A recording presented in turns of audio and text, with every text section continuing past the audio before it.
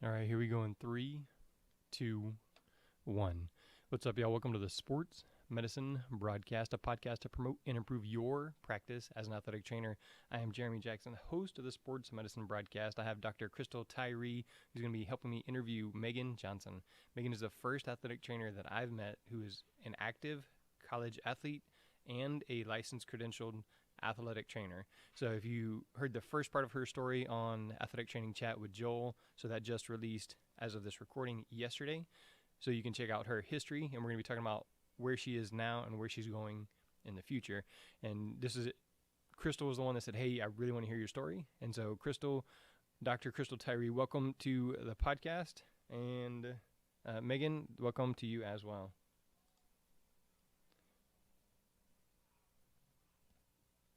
Hello, good morning. Yes, all right. Okay.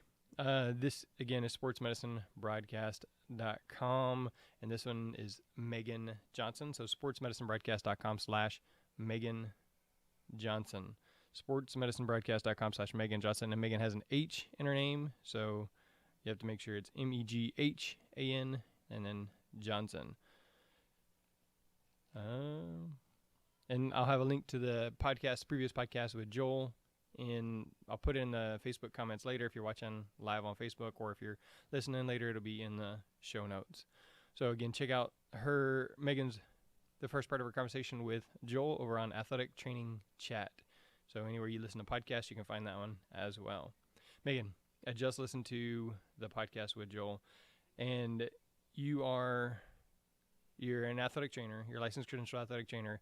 You are a senior college athlete. You're a captain on your college softball team. You're in graduate school.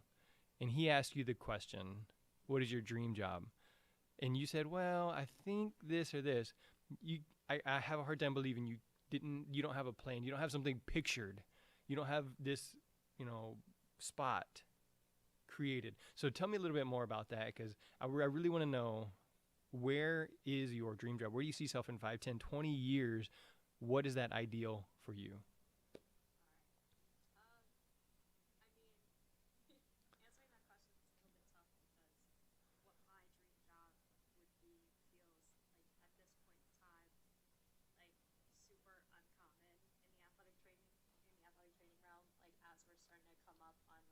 Psychology being this huge topic in athletic training and sports medicine and all this stuff. So I would say it's not super common, what exactly I picture myself doing.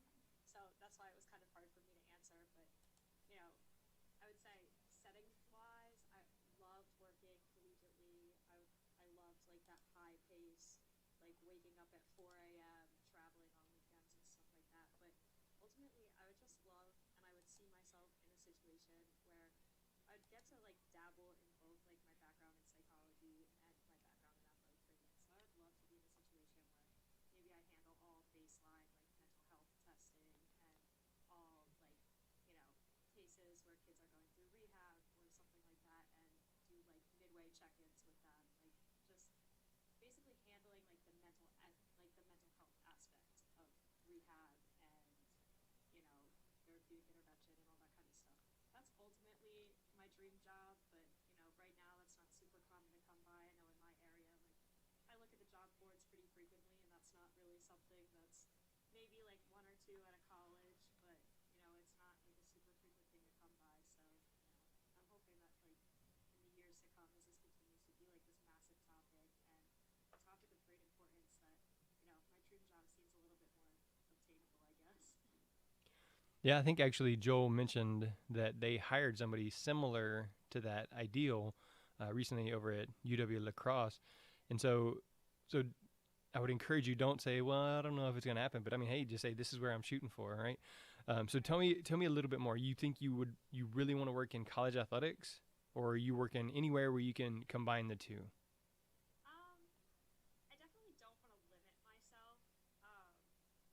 I don't know. I've felt in undergrad, my clinical rotations, I had a good bit of experience in secondary schools and private schools, public schools, collegiate, Division One, Division Three. I got to kind of dabble in a little bit of everything as far as what was offered. So, and I liked all of the very happy working wherever would give me the opportunity to kind of marry these two concepts of, counseling and psychology and athletic training. So honestly, anywhere that's going to allow me to do those things, I would be happy to. I gotcha. Crystal, what experience did you have going up through undergrad or like on the way to earning your degree?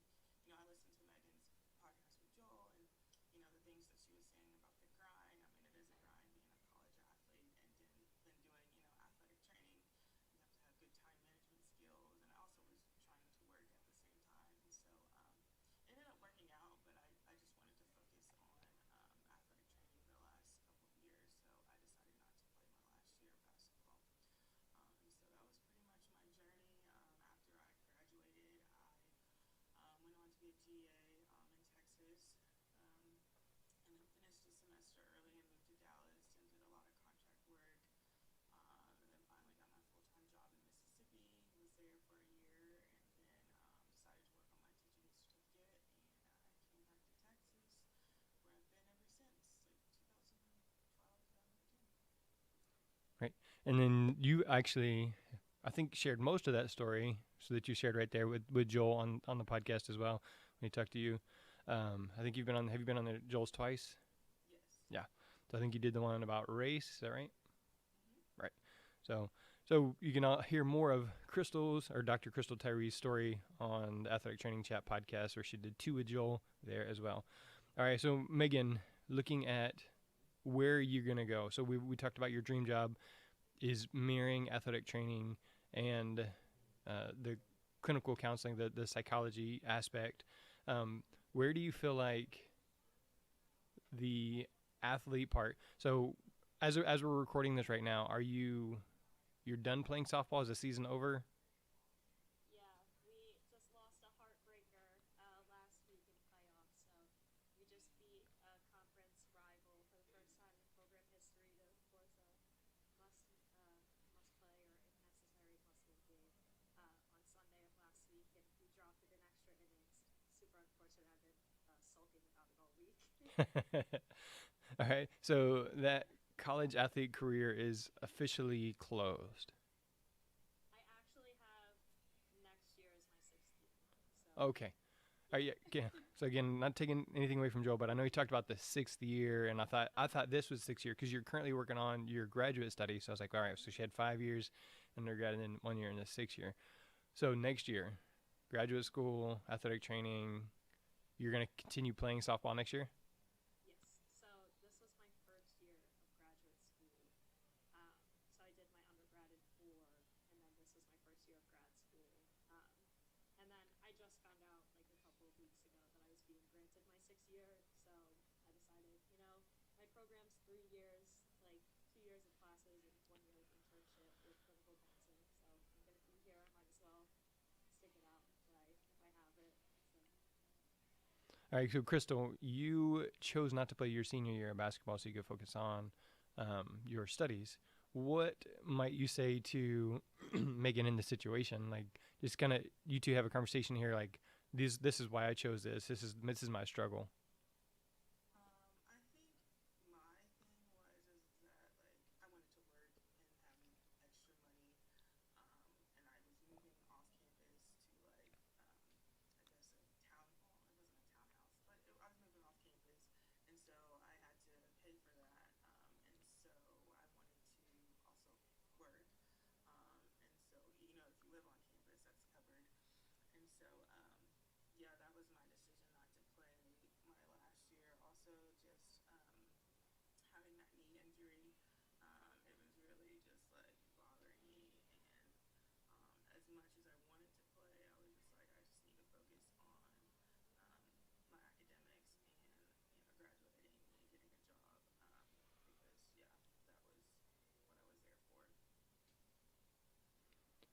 So what do you have for Megan regarding, like, what questions do you have for Megan as far as that? So, I guess right now, like as far as you being certified, do you have your license right now too? So you could actually work if you wanted to. Yes, I've been working for DML as one of Okay, the gotcha. coaches.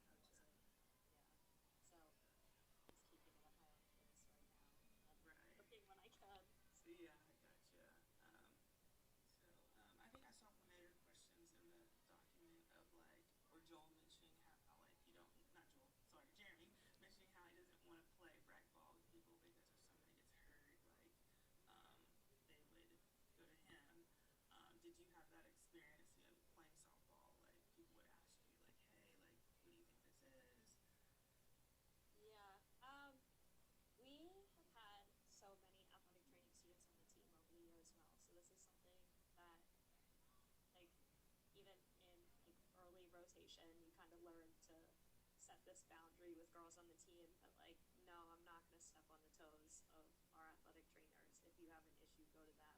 And for me, I was always the type of person that, and this was not how everybody that was an athletic training student and was on the softball team viewed things, but for me, I compartmentalized the two things. When I was at softball, I did not want to be bothered with athletic training things. I wanted to be playing softball.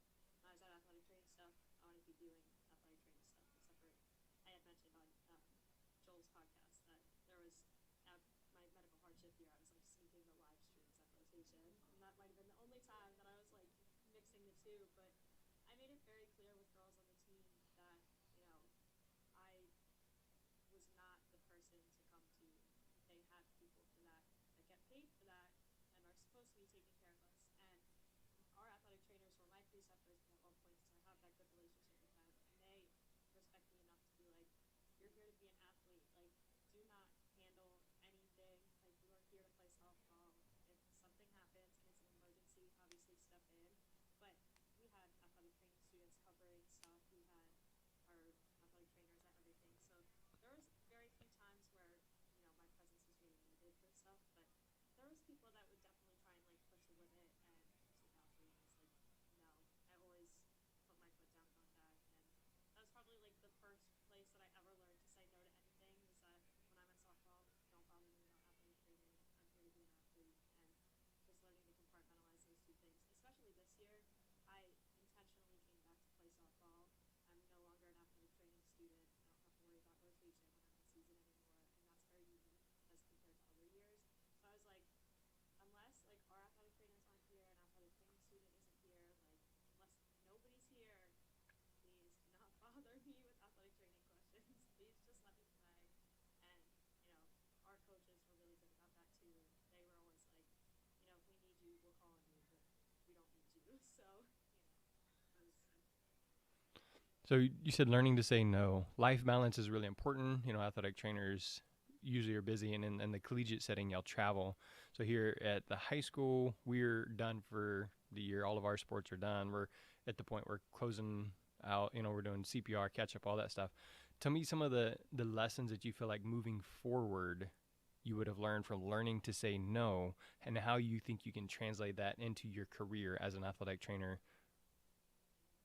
Um, I mean, definitely when it comes to like compartmentalizing like that and learning not to like spread myself too thin, there was definitely times like being a student athlete and being an athletic training student, especially, that I was spreading myself a little bit too thin and I was trying to squeeze too much in at once. And I was trying to hang out with my friends and have a social life. I was trying to catch up on schoolwork. I was trying to get extra time in the cages to make up for what I missed and doing all that stuff.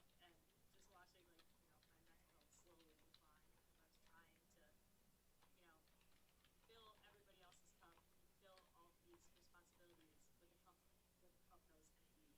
And, you know, that's probably the biggest lesson that I learned being like a student athlete in undergrad, and then took it into, you know, now my graduate experience and then like my career in the future, is stop spreading myself so thin. And it's like college athletics and then being in like a pre-professional program is like the ultimate balancing act. And I was constantly spreading myself too thin and constantly just yesing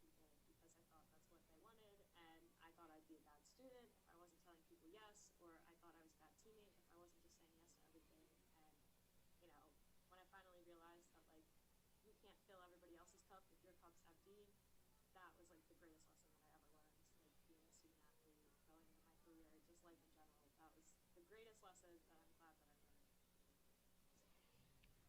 All right, Dr. Tyree, you mentioned the knee was just bothering you, and she was talking about always having to say yes, and she mentioned some of the emotional, mental health aspects that she was struggling with in the podcast with Joel. So, talk to me a little bit more about your mental health aspect, and then, and I'll say a long time ago because you said it was 15 years ago, something like that, when you were in the situation, and mental health wasn't really talked about back then. So talk to me a little bit more about what that looked like for you as an athletic trainer athlete.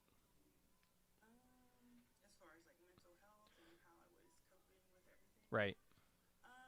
So being an athlete and an athletic training student, like to me, like you shouldn't be hurt because you're an athletic training student. You should know how to take care of yourself.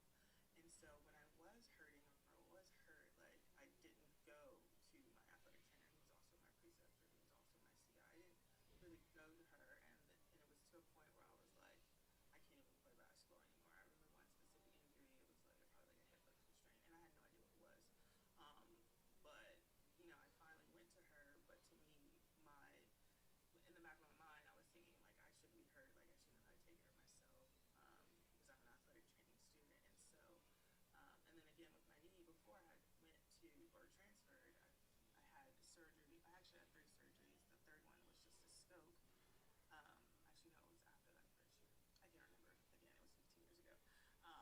But yeah, so it was just constant aches and pains that, you know, I just put in the back of my mind. Like, I just overlooked them because, you know, I shouldn't be hurt. I'm an athletic training student, so I should know how to take care of myself. And so mentally, that's how I was as a person. Like, I try not to be hurt. So, and there was really, we didn't have an avenue for student athletes with mental health issues. I mean, like you said, it wasn't a big thing there, so I figured it wasn't as big of a deal the way I was coping. All right, Dr. Tyree, I want you to imagine a job for Megan, and I want you're going to just think for a second. So I'm going to ask Megan something, but where do you see her with the skills that she has in the graduate work she's doing? So Megan, while Dr. Tyree's coming up with that, what are some of the things that you felt like you said yes to that have really helped you, or that may help you? Because you never know when that one little situation turns into a job, turns into an opportunity. So saying yes is important, but you know, they talk about the best yes and that kind of thing. So what are some of the opportunities that you said yes to that you felt like really helped you? So I think I had mentioned on Joel's podcast that my medical hardship year, I was diagnosed with a PRI malformation after horrible lifelong headaches. You know, cheering at softball was just like unbearable for me. I lost complete feeling in my left arm, and that's terrifying as like a student athlete and an athletic trainer. Like, you know, our livelihood is our hands and our arms. So I was like, what am I going to do with my career? Like, I'm halfway through this, and what am I going to do now? And I, you know, I had brain and spinal surgery in my junior year for the PRA, and then like that's when I started struggling a lot with like spreading myself too thin and like some of my mental health issues and stuff like that. And then I've had other like medical issues, like I was diagnosed with dysautonomia, dysplastic return, stuff like that, that are all just kind of related back to like my PRA, which is something I was born with and didn't know that I had it until I was 20 years old. And I am someone that does not like to be the center of attention. I did not want to talk about it. I just wanted to be a normal kid. I just wanted to fit back in with the team. I was like, you know, I want to be supported and loved on, but like I just want to fit back in. Let's not talk about me. Like I just want to get back to softball. I want to get back to athletic training. Like I don't want to be like the constant story.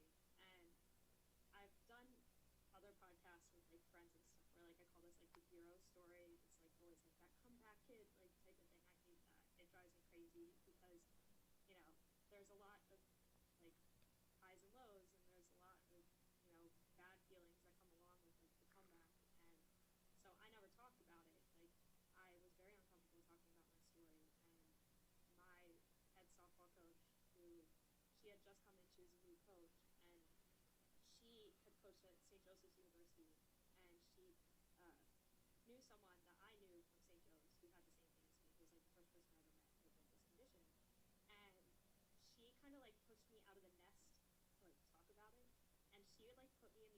situations where she'd be like, this person has XYZ, go talk to them.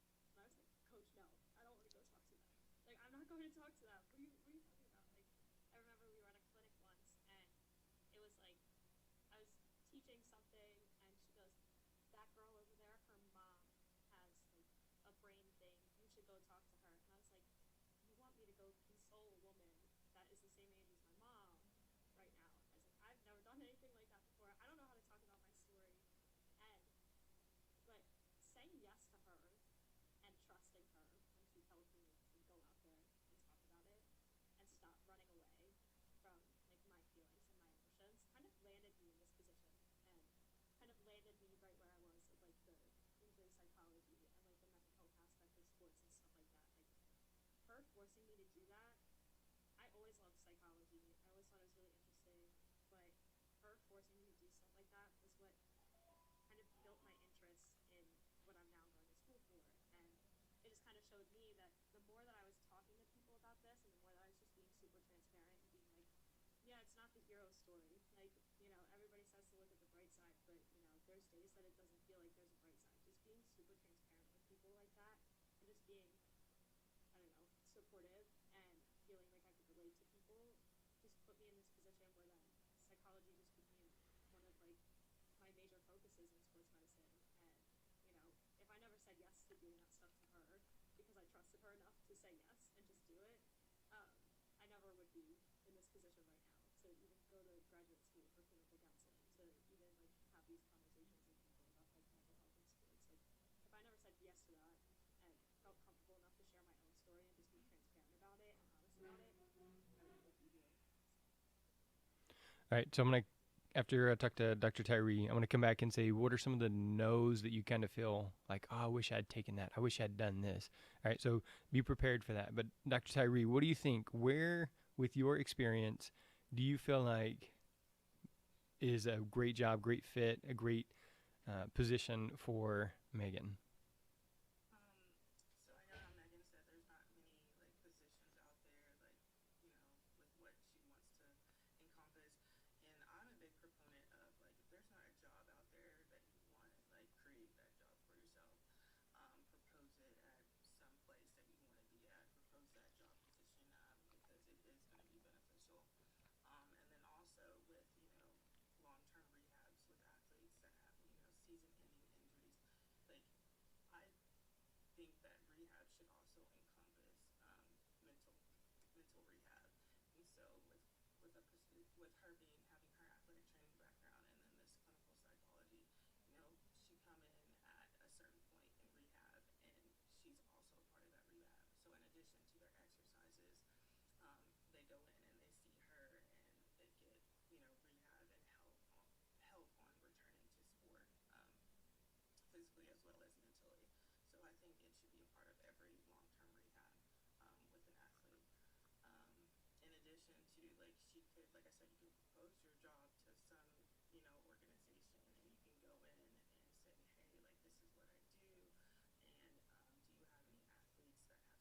do you have any athletes that have certain conditions? Like I can educate your staff on how you handle those certain athletes in certain situations because of their certain conditions. All right. So Megan, what do you think about some of the things that you wish you'd said yes to, or you look back and, I wonder what would have happened if? It's hard to think of specific things because there's a lot of times, and I think everyone would probably say the same things about themselves, where I've been like too scared to like take a risk on something. But there was one thing that's like coming to my mind right now was that there was an opportunity that I had this fall with a team physician that I'd worked with, and I was working some per diem hours at like one of my former clinical sites, and the team physician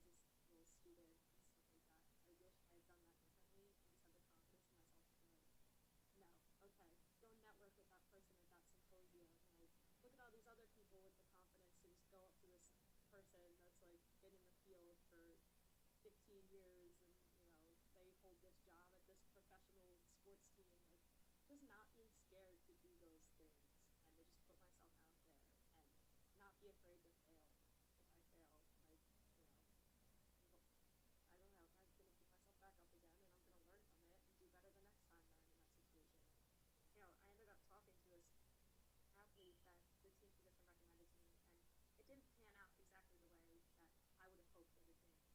And the next couple of days, I just felt like this massive failure, and I was like, this is what I'm going to school for, and I messed this up so bad. And then I realized, like, a couple days later, I was like, I didn't mess anything up. This is my first time ever talking to somebody like that, and I'm young. This is the beginning of my career. Like, I really don't have the background yet, and this is just a learning opportunity. And all this kid needed was somebody to talk to, and all you can do is put yourself out there and hope that that's enough for somebody, and hope, especially when it comes to mental health, all we can do for somebody is like be supportive and try and help them through it. And if they're receptive to it or they're not, there's not really too much else that you can do about it. But I just wish in other situations I had just not been so afraid to like put myself out there and had the confidence in myself to know that I'm more than capable of doing the things that I love to do. So I think there's two really cool things. Is one, that the doctor said, like, he believed in you enough to say, hey, just give it a shot. And the two, that you realized, you know what, I learned from that. Like, when we had to do CPR, I had a kid that ended up dying. We did CPR, AED. That completely changes everything the way I teach it. Like, well, hey, in real life, the AED does make the whole body jump, like you see. And I had to tell the police officer, don't touch while they're shocking. I had to tell the nurse, don't touch while they're shocking. This is important. This is important because, that event has now shaped, okay, well, I can see what I did there. Let me remember that and move forward. So, as Dr. Tyree was mentioning the mental health aspect, the mental injury recovery, I've talked with Robert Andrews from, I think it's the Sports Performance Institute. I've done 2 or 3 on here with him talking about the mental aspect of recovery. Have you started looking for internships and things like that? And where do you want to pursue the combination of athletic training and counseling? I haven't quite started looking for internships yet, so I'll start my first like practicum experience next spring.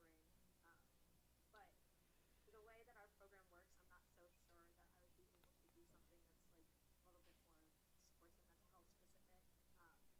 So I'm gonna try and get like a full scope of like, testing the waters of like all of these different clinical experiences in psychology. But I would love to, like, especially in the greater Philadelphia area, there's so many resources around here that have to do with injury psychology, like mental health and concussions, like stuff like that. And I would love to get in with something like that. I would say down in Philly, there's like a place, there's a doctor that does a lot with like the mental health side of concussions, and through connections with like our school and stuff like that. I could get in contact with them, and I'd love to do that. I just think that would be like a really cool experience, like considering concussions are a massive topic and mental health's a massive topic, and just exposing myself to like all these different, I don't know, arenas right now while I'm a student still. And like, I know what I want to do and what I can see myself doing, but right now while I'm a student, I just kind of want to get like, I don't know, the full experience of like a little bit of everything. But I haven't been able to look too much into internship yet, so that'll be like a next semester we'll start looking with my advisor, and I'll sit down and start looking for stuff in the area. But there's a lot to pick from in this area. It's a really good place to be for what I'm looking for. We sometimes play this death is not an option game, and athletic trainer or athlete, you got to pick one of them. You can't combine them. You can only do one. If you had to do college over, you could only be an athlete or only be an athletic trainer. Which would you pick and why? Oh man. Jeez, that's tough. I saw that on the sheet and I was like, well, I prioritized athletic training for 4 years, and this is the first year that I've ever actually picked being an athlete over being an athletic trainer. So, but I, if I had to go back and do it again, my intentions were never to play college softball, and I was very content not going on to play college softball. I would choose athletic training if I had to go back and do it again. Uh, it sounds so like rough to say that because I don't want to choose. But I never thought that I would play college softball. I waited until like recruiting season was over, and I was halfway through my senior year before I was like, oh shoot, I want to play college softball. Maybe I should have looked into this before when schools were contacting me. Maybe I should have contacted them back. Maybe I shouldn't have just like ignored this. And then, by the time I decided that I wanted to play, that's okay. Uh, by the time I decided I wanted to play, I was a little late in the game. So I always kind of knew that I wanted to do something like rehab and sports medicine and stuff like that. So I think if I had to do it over again and I had to pick one, I think it would be it. That's All a right. hard question. It is, and there's really no wrong answer. Just kind of whichever you would choose. So all the new athletic trainers are getting their BOC results, pass or fail. Whenever I took it, this is my 17th year as a professional. It was the 3-part with the written sim and the practical, and so I passed 2 out of the 3, and I had to go back and take the written or the written sim, one of those two, on that first try. So my first attempt, I didn't pass it completely. What does that look like for you? Did you pass it on the first try? Yes, I did pass it on the first try. It was a little bit of a rough go because I was slated to take it in like the May section of last year, and then COVID happened, so got pushed back. Um, but I did pass on the first round, and I would like to give a little shout out to my roommate Kylie, who she just took the POC and she just found out that she passed. So shout out to Kylie. She's been working really hard, so I'm glad to see it pay off. Congratulations, Kylie. Dr. Tyree, what did it look like for you when you took the test? I actually took it in April the year, like the April before I graduated that year, and I think in August maybe I can't remember, but I remember like specifically we were in the cafeteria and we got that email BOC results are posted. I was like, oh my god, I don't want to check. I don't want to check. I don't want to check. And so like we had a class that afternoon, and so like I waited and then when we went to class, they're like, have you checked it? I was like, no, I haven't checked. They're like, what are you doing? Check. I'm like, I don't want to, I want to. And they're like, check it. So like I like go in the corner and check on my phone, and it said I passed, and I was like, oh my god. So like I cried. So and like they were like, yeah. And so then we had like clinicals. We had to be an athletic trainer that afternoon, and so I went in there just just chill or whatever, and everyone had thought I didn't pass because I didn't say anything, and they were like, did you pass? I was like, yeah. They're like, what? Why didn't you tell us? And so they were like, now we got, I don't know how many we had, but they were counting us as staff now. They're like, now we have, 5 certified athletic trainers on staff now. And so it was a pretty exciting day. So yeah, I passed on the first try. And did you take the computer or the 3-part? I did the computer, and I think it was my second year in the program when it got changed to a computer program, or maybe it was that year. They were like, it changed, the format changed. So Oh, I yeah. think that was either the first or second year with the computer format. Gotcha. All right, Megan, if you're going to say something to athletic trainers who did not pass, so putting your athletic trainer, your year of experience, your clinical or your psychology skills that you're learning, if you're going to say something to them, what would that be? It's just a test. it doesn't reflect your clinical skills. Some people are just better at taking tests than other people are, and I've known amazing athletic trainers, and I've had mentors that did not pass on the first go, and they're amazing athletic trainers. It's no reflection of your clinical skills. It is just a very long test. So don't get discouraged, and don't overstudy yourself. That is, I the senior class right now, I TA'd them last year, and for like their therapeutic rehab class, and that is something that I noticed with them this year. I was like, you're taking your test in a couple days, stop studying. You know everything you're gonna know. Just relax, and just take some self-care time. Trust that you know what you know, and it's just tests. My coworker Sophia, she like in our district when you apply, you have to take these. I don't know. I guess it's an aptitude test or something like that. And so her scores on that test, like it asks you math and English and history and questions stuff like that, like it's random. And her scores on the test were really low, and almost to where the point to where it's like, well, I she's like at the bottom of the list because of that's one of the things that they require is they got to take from the top of the list. But I could not have asked for a better coworker athletic trainer. And so yes, it is just a test. So don't let that define you, because I couldn't have asked for a better coworker with Sophia, and she almost didn't get it because of the scores on the application test. So remember that what Megan said, it's just a test. Take that break. So, all right, what do you think your first year out of all of college, graduate school, and everything is going to look like? Well, hopefully I'll get a job. That would be ideal. Help pay rent. But I don't know. I'd love to stay in like the Philly area and just get connected with some of like the colleges around here and just, kind of like Crystal said, trying to like advocate for myself and what I see in a job and what I see myself doing as a career. And I feel like saying yes to some of this stuff that like doing podcasts and networking and stuff like this that I normally wouldn't say yes to.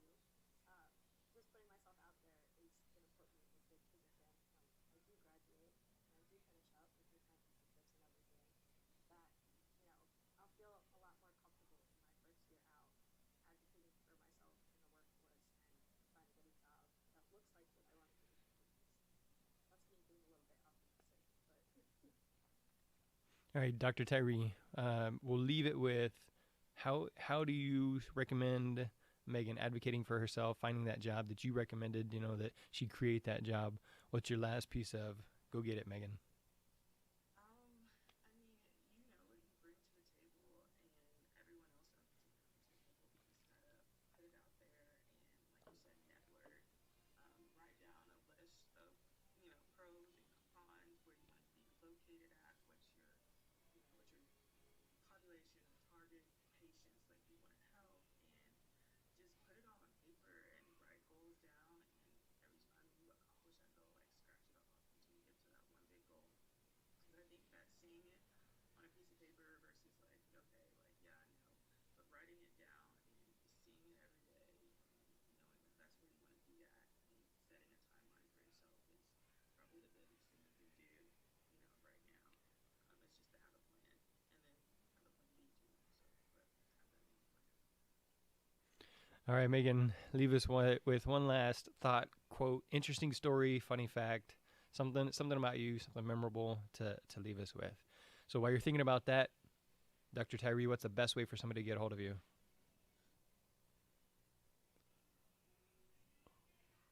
Dr. Tyree, what's the best way for somebody to get a hold of you? You're waiting on Megan. Okay. The best way to get a hold of me is Twitter, capital underscore KT. It's not private, so you can message me. I mean, you can email me too. My first one, my K8Tyree10 at gmail.com. But yeah, it's the best one. All right, and I'll have those linked in the show notes there. Again, this is sportsmedicinebroadcast.com/Megan Johnson, Megan with an H.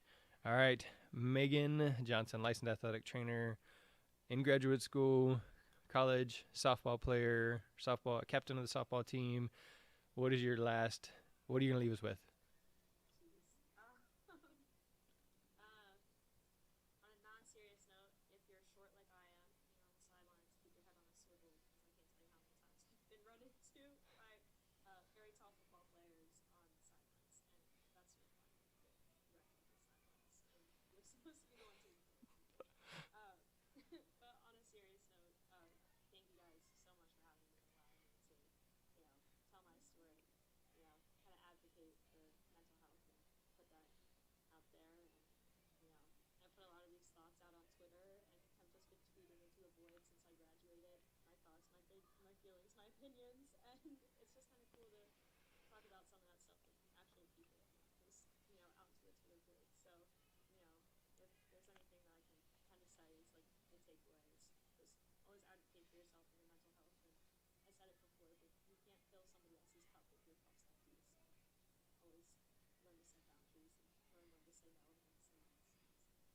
All right. So you mentioned tweeting into the void. So Twitter, Twitter is probably one of the best ways to get a hold of you or to kind of find out more. So what is your Twitter? My Twitter handle, which has not changed since high school, which I also said on Joel's podcast, is green knife and ham. Little play on words from Dr. Seuss there, but Twitter is definitely the best place to get a hold of me. All right.